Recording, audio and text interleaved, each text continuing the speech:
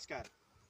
म आज शहीद हरिप्रसाद गुरुङ जो हाम्रो यहाँको प्रतिमूर्ति हुनुहुन्छ, नेपालकै एक विभूतिको रूपमा हामीले लिनुपर्दछ, जसको जन्म माछापुछ्रे गाउँपालिका वडा नम्बर साबिक वडा नम्बर 4 ल्वाङ गलेलमा भएको थियो, नयाँ पुल र ल्वाङ गाउँको हुनुहुन्छ। उहाँको जन्म 1973 4/28 मा भएको थियो भने शहादत 2018-10-28 मा भएको थियो।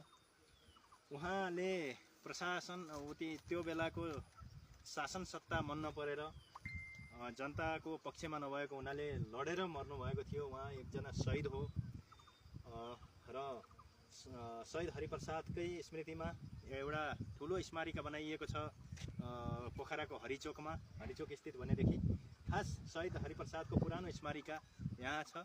उहाँको मूर्ति यहाँ देख्न पाइन्छ।